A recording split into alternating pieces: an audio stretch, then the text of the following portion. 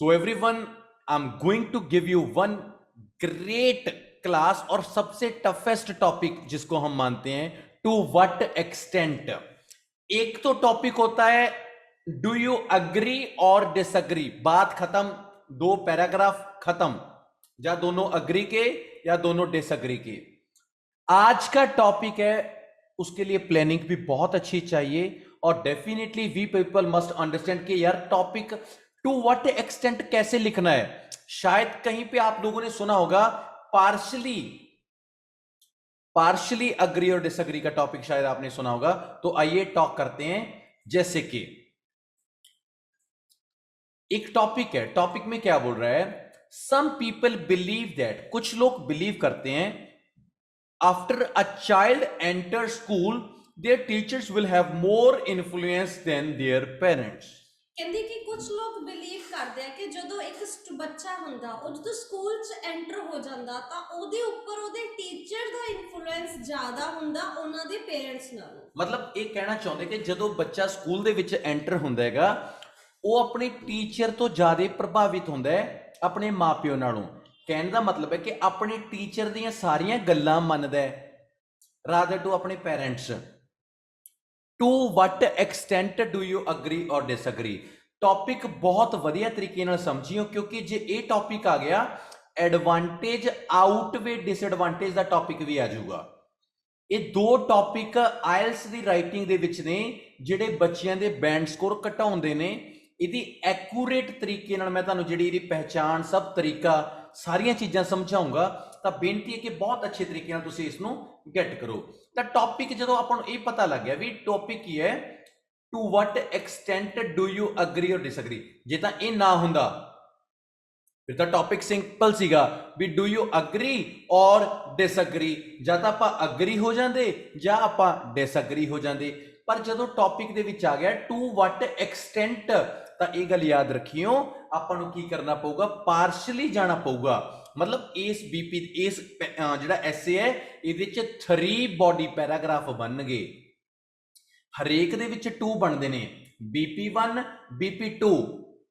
कल्ले ये दो टॉपिक ने, to what extent do you agree disagree जा एडवांटेज आउटवे डिसएडवांटेज, इन्हां दे विच अपने 3 बॉडी पैराग्राफ बनणगे। तां आओ किवें, सब तो मेन चीज इंपॉर्टेंट प्लानिंग है। तो प्लानिंग की कहती है, देखो लाइक इंट्रोडक्शन तो आपां देनी है, हरेक टॉपिक दे विच आपां इंट्रोडक्शन दित्ती है। हाँ जी, हुण इहदी जिहड़ी इंट्रोडक्शन आ, इंट्रोडक्शन 'ਚ ਆਪਾਂ ਦੋ ਚੀਜ਼ਾਂ ਕਰਦੇ ਆ, ਇੱਕ ਹੁੰਦੀ ਆ ਰੀਫਰੇਜ਼ ਤੇ ਦੂਸਰੀ ਹੁੰਦੀ ਆ ਥੀਸਿਸ ਲਾਈਨ। कोई भी इंट्रोडक्शन बिना रीफ्रेज या बिना थीसिस तो नहीं बन सकती। मतलब अपने कोले 8 काइंड दे टॉपिक ने ते 8 काइंड दे विच ही जेडी इंट्रोडक्शन बनती है वो बिल्कुल सेम बनती है सारे टॉपिक दी, चाहे कोई भी होवे।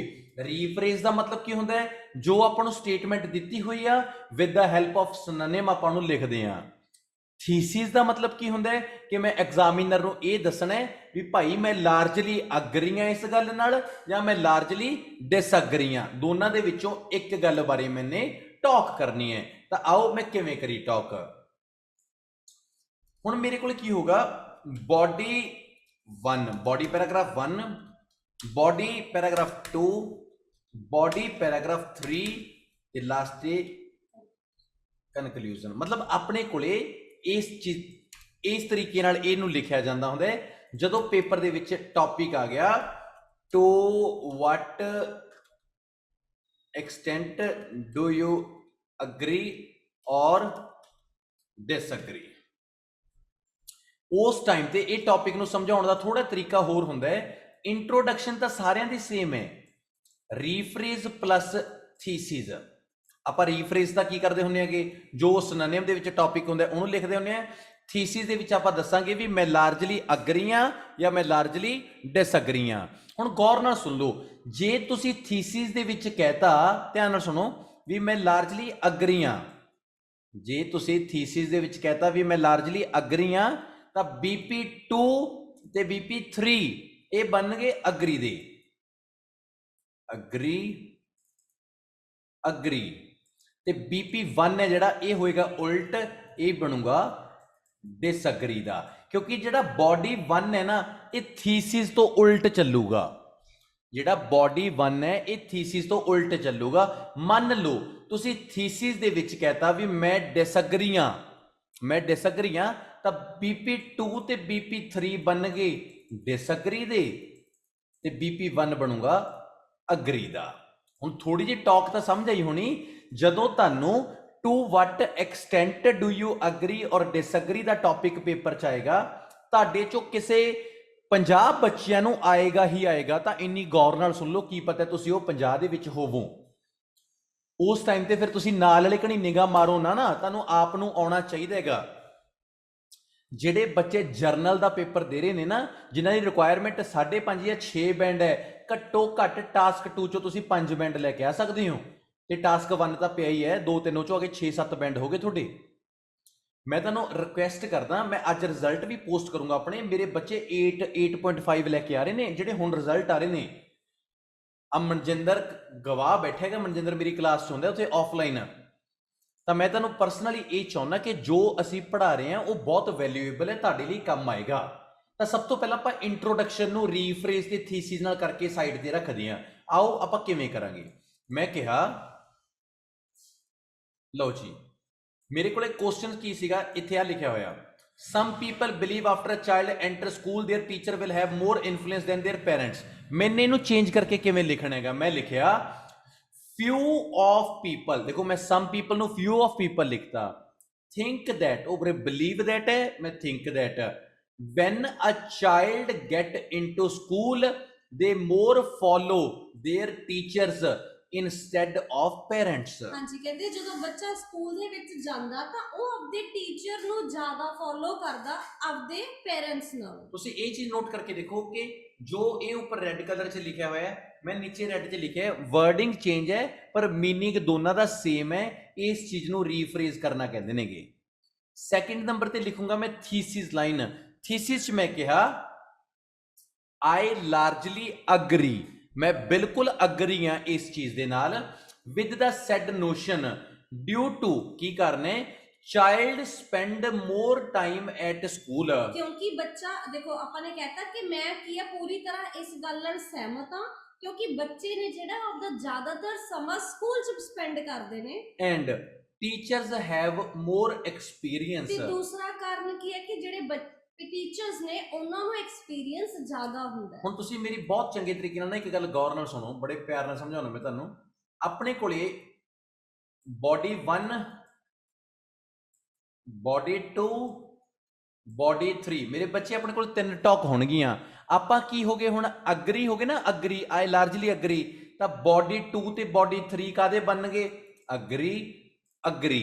ਜਿਹੜਾ ਬੋਡੀ 1 ਹੈ ਇਹ ਕਾਦਾ ਬਣੂਗਾ, डिसएग्री। ਤੇ ਜਿਹੜੇ ਅਗਰੀ ਦੇ ਦੋ ਪੁਆਇੰਟਸ ਆ ਉਹ ਆਪਾਂ ਇੱਥੇ ਹੀ ਦੱਸਦੇ। ਜਿਹੜਾ BP2 ਚ ਲਿਖਣਾ ਵਾ ਕਿ child spend more time at school, ਤੇ BP3 ਦੇ ਵਿੱਚ ਲਿਖਦਾ ਕਿ ਟੀਚਰਸ ਹੈਵ ਮੋਰ ਐਕਸਪੀਰੀਅੰਸ। ਤੁਸੀਂ ਇਹ ਦੇਖੋ, ਆ ਲਓ ਮਤਲਬ ਕੀ ਹੈਗਾ, ਮੈਂ ਬਹੁਤ ਸੌਖੇ ਤਰੀਕੇ ਨਾਲ ਇਹ ਦੱਸਦਾ। ਥੀਸ ਰੀਫਰੇਜ਼ ਤਾਂ ਸਮਝ ਆ ਗਿਆ ਸੀ ਨਾ ਕਿ ਆਪਾਂ ਨੇ ਉਹੀ ਚੀਜ਼ ਨੂੰ ਸਿਨੋਨਿਮ ਨਾਲ ਕਰਤਾ। ਕੋਈ ਵੀ ਬੱਚਾ ਹੋਰ ਤਰੀਕੇ ਨਾਲ ਵੀ ਕਰ ਸਕਦਾ, ਕੋਈ ਦਿੱਕਤ ਨਹੀਂ ਹੈਗੀ, ਸਾਰਿਆਂ ਦਾ ਸਹੀ ਹੋਊਗਾ। ਥੀਸਿਸ ਦੇ ਵਿੱਚ ਮੈਨੇ ਕਹਿਤਾ ਵੀ ਭਰਾਵਾ ਮੈਂ ਲਾਰਜਲੀ ਅਗਰੀ ਹਾਂ। ਜਦੋਂ ਮੈਂ ਅਗਰੀ ਹੋ ਗਿਆ ਨਾ ਤਾਂ ਮੇਰਾ ਬੋਡੀ 1 ਡਿਸਐਗਰੀ, ਬੋਡੀ 2 ਤੇ ਬੋਡੀ 3 ਅਗਰੀ ਦੇ ਬਣ ਗਏ। ਉਹ ਚ ਬਲਕਿ ਮੈਨੇ ਡਿਊ ਟੂ ਪਾ ਕੇ ਨਾ, ਡਿਊ ਟੂ ਮੈਨੇ 2 ਪੁਆਇੰਟ ਵੀ ਮੈਂਸ਼ਨ ਕਰਤੇ, ਡਿਊ ਟੂ ਪਾ ਕੇ 2 ਪੁਆਇੰਟ ਮੈਂਸ਼ਨ ਕਰਤੇ ਵੀ ਇੱਕ ਤਾਂ ਬੱਚਾ ਸਕੂਲ ਦੇ ਵਿੱਚ ਟਾਈਮ ਬਹੁਤ ਸਪੈਂਡ ਕਰਦਾ ਹੈ ਤੇ ਦੂਜੀ ਗੱਲ ਟੀਚਰਸ ਕੋਲੇ ਐਕਸਪੀਰੀਅੰਸ ਵੀ ਬਹੁਤ ਜ਼ਿਆਦਾ ਹੁੰਦਾ ਹੈਗਾ। ਹੁਣ ਕਹਿਣ ਦਾ ਮਤਲਬ ਕੀ ਹੈ, ਬੋਡੀ 1 ਬੋਡੀ 2 ਤੇ ਬੋਡੀ 3 3 ਪੈਰਾਗ੍ਰਾਫ ਬਣਨ ਵਾਲੇ ਨੇ, पर हर च आप 4 चीज़ां लिख दो ना, 4 चीज़ां, task statement, main point, explain, example ते result. Main point, explain, example ते रिजल्ट। बस ये गल याद रखियो, जिहड़ा बॉडी 1 है ना, जिहड़ा उल्ट लिखना है उहदे च एग्जाम्पल नहीं पाउणी हैगी। जिहड़ा बॉडी 1 है वो उल्ट लिखना है। हाँ, उहदे च 3 चीज़ां जाणगियां जवंदा मैम, ਉਹ ਚ 3 ਚੀਜ਼ਾਂ ਜਾਣਗੀਆਂ। ਬੋਡੀ 2 ਤੇ ਬੋਡੀ 3 ਦੇ ਵਿੱਚ 4 ਚੀਜ਼ਾਂ। ਬਸ ਆਓ ਆਪਾਂ ਦੇਖੀਏ ਕਿਵੇਂ। ਮੈਂ ਲਿਖਿਆ ਸਭ ਤੋਂ ਪਹਿਲਾਂ, ਹੁਣ ਮੈਂ ਇਹ ਕਰੂੰਗਾ ਨਾ, ਮੈਂ ਤਾਂ ਇਹ ਗੱਲ ਕਹੀਏ ਵੀ ਹਾਂ ਭਾਈ ਟੀਚਰ ਦਾ ਬਹੁਤ ਰੋਬ ਹੈ, ਪਰ ਹੁਣ ਮੈਂ ਬੋਡੀ 1 ਚ ਤਾਂ ਉਲਟ ਹੋ ਗਿਆ ਨਾ, ਮੈਂ ਕਹੂੰਗਾ ਨਹੀਂ ਨਹੀਂ ਨਹੀਂ ਨਹੀਂ, ਮਾਂ ਪਿਓ ਦਾ ਬਹੁਤ ਜ਼ਿਆਦਾ ਪ੍ਰਭਾਵ ਪੈਂਦਾ ਹੈਗਾ, ਟੀਚਰ ਦਾ ਨਹੀਂ ਪੈਂਦਾ ਹੈਗਾ, ਤਾਂ ਪਹਿਲਾਂ BP1 ਮੈਂ ਮਾਂ ਪਿਓ ਕਣੀ ਜਾਊਂਗਾ। ਹਾਂ, ਆਓ ਜਿਹੜੇ ਆਪਾਂ ਦੋ ਕਹਤੇ ਲਾਸਟ ਵਾਲੇ ਦੋ ਟੀਚਰਸ ਦੇ ਫੇਵਰ ਚ, ਪਹਿਲੇ ਆਪਾਂ ਪੇਰੈਂਟਸ ਦੀ ਫੇਵਰ ਚ ਗੱਲ ਚਲੋ ਆਪਾਂ ਕਰਾਂਗੇ। ਪੈਰੈਂਟਸ ਦੀ ਫੇਵਰ 'ਚ ਗੱਲ ਕਰਕੇ ਦੇਖਦੇ ਹਾਂ ਵੀ ਕਿਵੇਂ ਹੋਊਗੀ, ਠੀਕ ਹੈ, ਬੜੇ ਤਰੀਕੇ ਨਾਲ। ਸਭ ਤੋਂ ਪਹਿਲਾਂ ਮੈਂ ਮੇਨ ਪੁਆਇੰਟ ਦੇਵਾਂਗਾ, ਮੈਂ ਲਿਖਿਆ to commence with the views of disagreement, ਕਹਿੰਦੇ ਆਪਾਂ ਸ਼ੁਰੂਆਤ ਕਰਦੇ ਹਾਂ ਵਿਊ ਆਫ ਡਿਸਐਗਰੀਮੈਂਟ ਨਾਲ।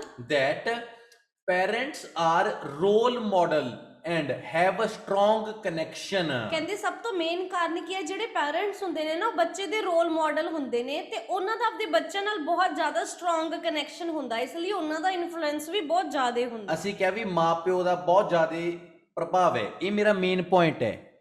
ਸਭ ਤੋਂ ਪਹਿਲੇ ਇਹਨੂੰ ਆਪਾਂ ਕੀ ਕਹਿੰਦੇ ਹੁੰਦੇ, ਮੇਨ ਪੁਆਇੰਟ ਇੱਕ ਹੋ ਗਿਆ। ਹੁਣ ਆਪਾਂ ਕੀ ਕਰਾਂਗੇ, ਐਕਸਪਲੇਨ, ਕਨੈਕਟਰ ਕਿਹੜਾ ਯੂਜ਼ ਕਰਿਆ, ਇਨ ਅਦਰ ਵਰਡਸ, ਦੂਜੇ ਸ਼ਬਦਾਂ ਵਿੱਚ। Parents are first teacher of children by which children get knowledge first from them, and even during their early years of age they live with them। ਕਹਿੰਦੇ ਜਿਹੜੇ parents ਹੁੰਦੇ ਨੇ ਨਾ ਉਹ ਬੱਚਿਆਂ ਦੇ ਫਸਟ ਟੀਚਰ ਹੁੰਦੇ ਨੇ ਤੇ ਉਹੀ ਉਹਨਾਂ ਨੂੰ ਸਭ ਤੋਂ ਪਹਿਲਾਂ ਨੌਲੇਜ ਦਿੰਦੇ ਨੇ। ਆਪਾਂ ਦੇਖਦੇ ਹਾਂ ਹੁਣ ਇਦਾਂ ਤਾਂ ਨਹੀਂ ਨਾ ਕਿ ਆਪਾਂ ਸਕੂਲ ਹਸਪੀਟਲ ਤੋਂ ਸਿੱਧੇ ਸਕੂਲ ਛੱਡ ਆਂਦੇ, ਤਾਂ ਮਤਲਬ ਕੀ ਕਹਿਣ ਦਾ ਮਤਲਬ ਕਿ ਸ਼ੁਰੂ ਦੇ ਕੁਝ ਸਾਲ ਜਿਹੜੇ ਬੱਚੇ ਨੇ ਉਹ ਆਪਦੇ ਪੇਰੈਂਟਸ ਨਾਲ ਬਤੀਤ ਕਰਦੇ ਨੇ, ਜਿਹਦੇ ਕਰਕੇ ਉਹਨਾਂ ਦਾ ਆਪਦੇ ਪੇਰੈਂਟਸ ਨਾਲ ਬੜਾ ਸਟਰੋਂਗ ਕਨੈਕਸ਼ਨ ਵੀ ਬਣ ਜਾਂਦਾ।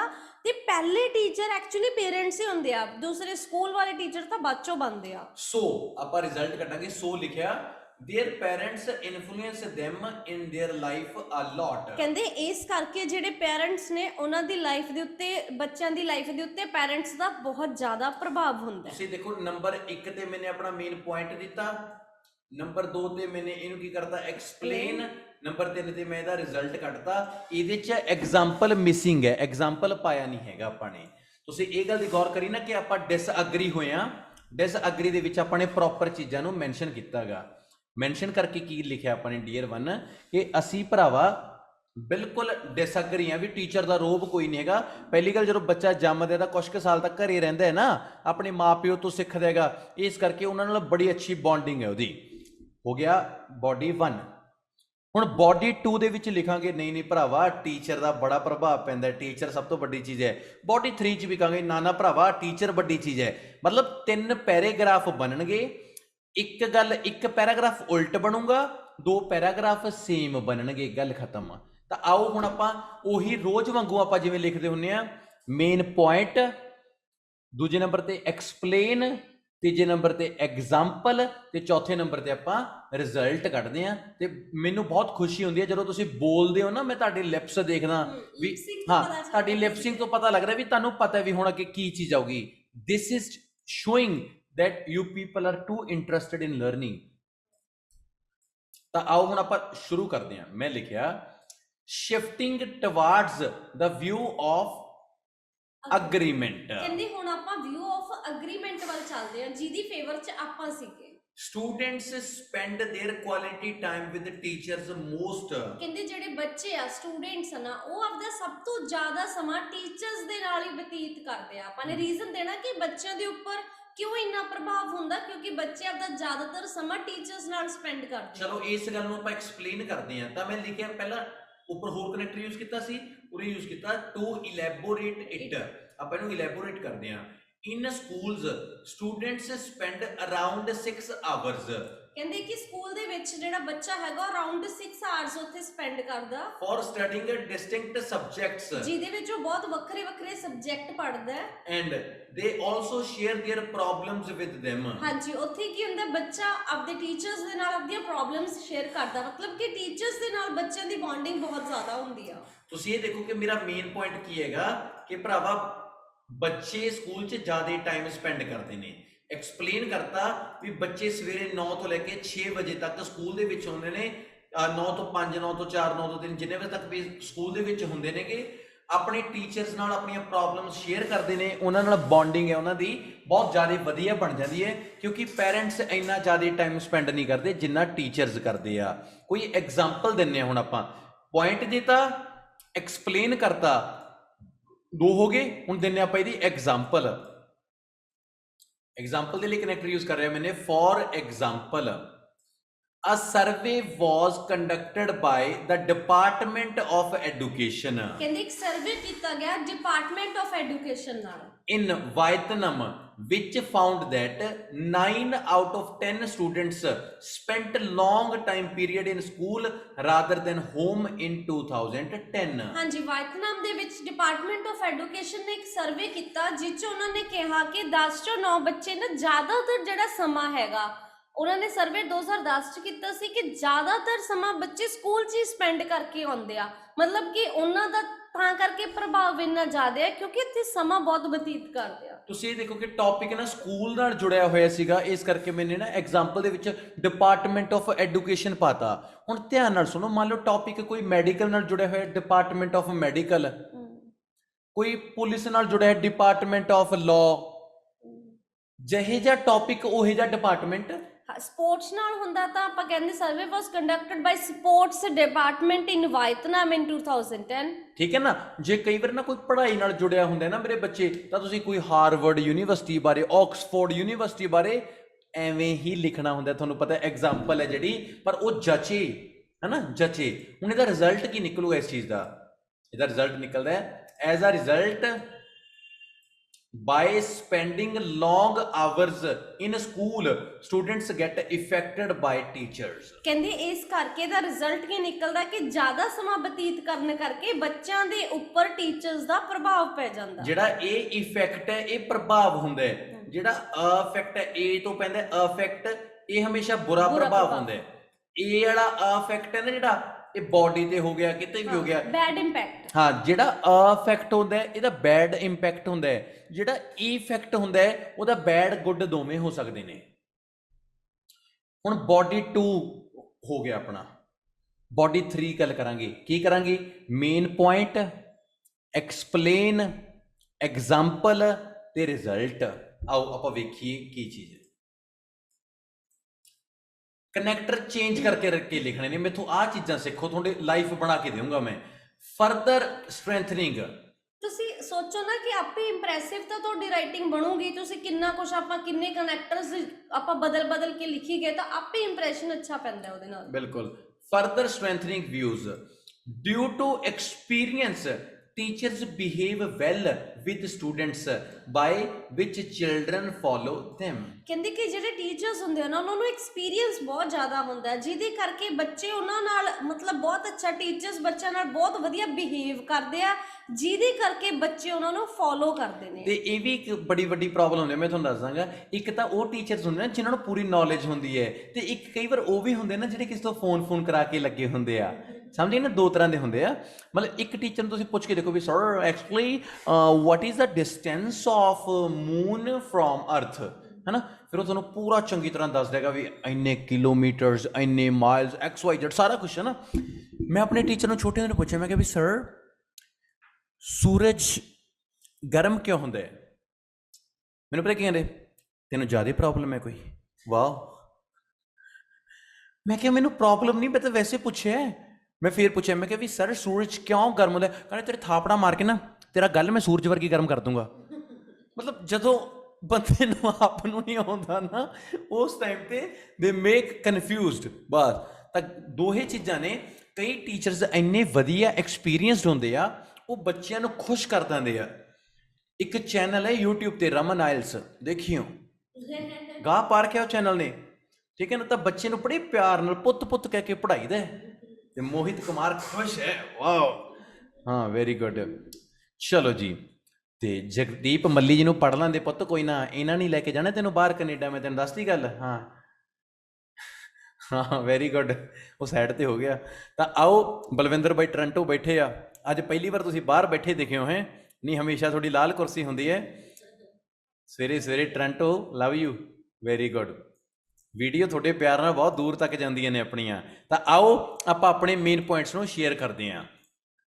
ਲਿਖਿਆ, ਬੱਚੇ ਤਾਂ ਕਰਕੇ ਉਹਨਾਂ ਨੂੰ ਫੋਲੋ ਕਰਦੇ ਨੇ ਯਾਰ, ਟੀਚਰਸ ਕੋਲੇ ਐਕਸਪੀਰੀਅੰਸ ਹੁੰਦਾ ਹੈ, ਉਹ ਬੱਚੇ ਨੂੰ ਇੰਨੇ ਪਿਆਰ ਨਾਲ ਆ ਮੇਰਾ ਸ਼ੋਨੂ, ਮੇਰਾ ਮੋਨੂ, ਮੇਰਾ ਗੁਗਲੂ, ਮੇਰਾ ਮੁਗਲੂ। ਆਪਾਂ ਦੇਖਦੇ ਵੀ ਆ ਨਾ ਕਿ ਜਿਹੜੇ ਬੱਚੇ ਘਰੇ ਬਹੁਤ ਸ਼ਰਾਰਤਾਂ ਕਰਦੇ ਸਕੂਲ ਜਾ ਕੇ ਸੈੱਟ ਹੋ ਜਾਂਦੇ ਆ, ਉਹਦੇ ਪਿੱਛੇ ਰੀਜ਼ਨ ਕੀ ਹੈ ਕਿ ਉਹਨਾਂ ਨੂੰ ਬੱਚਿਆਂ ਨੂੰ ਟੈਕਲ ਕਰਨਾ ਆਉਂਦਾ, ਮੰਮੀਆਂ ਤਾਂ ਖਿੱਚ ਜਾਂਦੀਆਂ ਬਹੁਤ ਜ਼ਿਆਦਾ। ਹਾਂ ਠੀਕ ਹੈ, ਤਾਂ ਆਓ ਹੁਣ ਆਪਾਂ ਕਰਦੇ ਹਾਂ ਉਹਨੂੰ ਐਕਸਪਲੇਨ ਕਰਨ ਦੇ ਲਈ ਮੈंने ਲਿਖਿਆ to explain it by the help of experienced teachers, check the ability of students as well as teach them according to their ability level, along with provide them attention as required। ਕਹਿੰਦੇ ਜਿਹੜੇ teachers ਆਪਦੇ experience ਦੇ ਨਾਲ ਸਭ ਤੋਂ ਪਹਿਲਾਂ ਕੀ ਕਰਦੇ ਆ, ਬੱਚੇ ਦੀ ਐਬਿਲਿਟੀ ਚੈੱਕ ਕਰਦੇ ਆ ਕਿ ਉਹ ਕਿੰਨਾ ਕੁ ਹਨਾ ਕਿਸ ਉਹਦੇ ਲੈਵਲ ਤੱਕ ਉਹ ਹੈਗਾ। ਉਸ ਤੋਂ ਬਾਅਦ ਉਹਨਾਂ ਨੂੰ ਉਹਨਾਂ ਦੀ ਐਬਿਲਿਟੀ ਦੇ ਅਕੋਰਡਿੰਗਲੀ ਹੀ ਮਤਲਬ ਪੜ੍ਹਾਇਆ ਜਾਂਦਾ, ਤੇ ਜੇ ਉਹਨਾਂ ਨੂੰ ਕੋਈ ਐਕਸਟਰਾ ਅਟੈਂਸ਼ਨ ਦੀ ਜ਼ਰੂਰਤ ਹੁੰਦੀ ਹੈ ਤਾਂ ਉਹ ਦਿੱਤੀ ਜਾਂਦੀ ਹੈ। ਇਹ ਸਭ ਕੁਝ ਕਿਉਂ ਹੋ ਪਾਉਂਦਾ, ਕਿਉਂਕਿ ਉਹ ਬਹੁਤ ਜ਼ਿਆਦਾ ਐਕਸਪੀਰੀਅੰਸਡ ਹੁੰਦੇ ਆ, ਉਹਨਾਂ ਨੂੰ ਪਤਾ ਕਿ ਕਿਸ ਲੈਵਲ ਦੇ ਬੱਚੇ ਨੂੰ ਕਿੱਦਾਂ ਟੈਕਲ ਕਰਨਾ। ਫॉर ਇੰਸਟੈਂਸ, ਪਹਿਲਾਂ ਆਪਾਂ ਫॉर ਐਗਜ਼ਾਮਪਲ ਲਿਖਿਆ ਸੀ, ਹੁਣ ਆਪਾਂ ਫॉर ਇੰਸਟੈਂਸ ਲਿਖਿਆ। social studies have shown that in America scholars the spelling ਥੋੜੀ mistake ਹੈ, scholars achieve high marks despite of others because their tutors have more experience and teach them according to their IQ level। ਕਹਿੰਦੇ America scholars ਨੇ ਇੱਕ study ਕੀਤੀ social studies ਦੇ ਵਿੱਚ, ਉਹਨਾਂ ਨੇ ਕੀ ਕਿਹਾ ਕਿ ਜਿਹੜੇ ਬੱਚੇ ਮਤਲਬ ਕੀ ਆ ਜਿਹੜੇ ਸਕਾਲਰਸ ਹੁੰਦੇ ਆ ਉਹ ਜ਼ਿਆਦਾ ਮਾਰਕਸ ਗੈਟ ਕਰ ਪਾਉਂਦੇ ਕਿਉਂਕਿ ਜਿਹੜੇ ਉਹਨਾਂ ਦੇ ਟਿਊਟਰਸ ਆ ਨਾ ਉਹਨਾਂ ਨੂੰ ਆਪਦੀ ਐਕਸਪੀਰੀਅੰਸ ਦੇ ਨਾਲ ਉਹਨਾਂ ਦੇ IQ ਦੇ ਲੈਵਲ ਤੇ ਹੀ ਪੜਾਉਂਦੇ ਆ। ਮਤਲਬ ਜੇ ਬੱਚੇ ਨੂੰ ਕਹਿਣਾ ਚਾਹੁੰਦੇ ਆ ਕਿ ਜੇ ਗਾਈਡੈਂਸ ਸਹੀ ਆ ਤਾਂ ਉਹ ਬਹੁਤ ਕੁਝ ਅਚੀਵ ਕਰ ਸਕਦਾ, ਜੇ ਗਾਈਡੈਂਸ ਸਹੀ ਨਹੀਂ ਆ ਤਾਂ ਕੁਝ ਵੀ ਨਹੀਂ ਕਰ ਪਾਏਗਾ। Thus teachers have more impact on students। ਕਹਿੰਦੇ ਇਸ ਕਰਕੇ ਜਿਹੜਾ ਬੱਚੇ ਆ ਉਹਨਾਂ ਦਾ ਮਤਲਬ ਬਹੁਤ ਜ਼ਿਆਦਾ ਪ੍ਰਭਾਵ ਹੁੰਦਾ ਸਟੂਡੈਂਟਸ ਦੇ ਉੱਪਰ, ਟੀਚਰਸ ਦਾ ਬਹੁਤ ਜ਼ਿਆਦਾ ਪ੍ਰਭਾਵ ਹੁੰਦਾ ਹੈਗਾ। ਲਾਸਟ ਹੈ ਕਨਕਲੂਜਨ, ਤੇ ਕਨਕਲੂਜਨ ਕਰਨ ਦੇ ਲਈ ਨਾ ਬੱਚੇ ਬੋਡੀ 1 ਬੋਡੀ 2 ਬੋਡੀ 3 ਤਿੰਨਾਂ ਬਾਰੇ ਗੱਲ ਕਰਨੀ ਹੈ ਆਪਾਂ ਨੇ, ਕੋਈ ਨਵੀਂ ਗੱਲ ਨਹੀਂ ਕਰਨੀ, ਜੋ ਗੱਲਾਂ ਆਪਾਂ ਇਹ 'ਚ ਉੱਪਰ ਕਰਕੇ ਆਏ ਆ ਉਹੀ ਗੱਲਾਂ ਕਰਨੀਆਂ ਨੇਗੀਆਂ। ਤਾਂ ਆਓ ਆਪਾਂ ਲਿਖਦੇ ਹਾਂ ਬੋਡੀ 1 ਬੋਡੀ 2 ਤੇ ਬੋਡੀ 3 'ਚ ਆਪਾਂ ਕਿਹੜੀਆਂ ਗੱਲਾਂ ਨੇ ਜਿਹੜੀਆਂ ਉਹ ਕਰੀਆਂ ਨੇਗੀਆਂ। ਤਾਂ ਆਪਾਂ ਸ਼ੁਰੂ ਕਰਦੇ ਹਾਂ। ਇਨ ਕਨਕਲੂਜਨ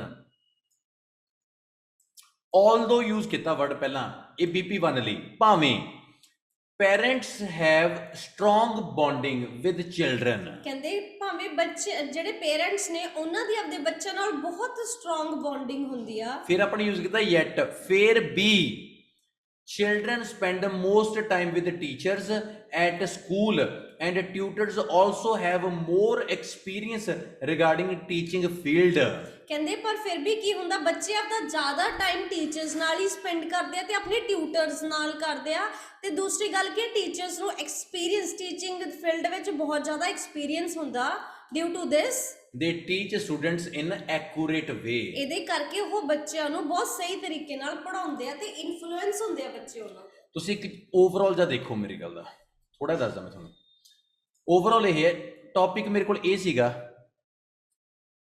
ਜਦੋਂ ਮੇਰੇ ਕੋਲ ਟੌਪਿਕ ਮੇਰੇ ਬੱਚੇ ਇਹ ਆਇਆ, ਮੈंने ਕੀ ਨੋਟ ਕਰਿਆ, ਮੈਂ ਰੀਫਰੇਜ਼ ਤੇ ਥੀਸਿਸ ਕਰਕੇ ਇੰਟਰੋਡਕਸ਼ਨ ਬਣਾਤੀ। ਇੰਟਰੋ 'ਚ ਮੈंने ਕੀ ਕਿਹਾ, ਮੈਂ ਅਗਰੀ ਹਾਂ।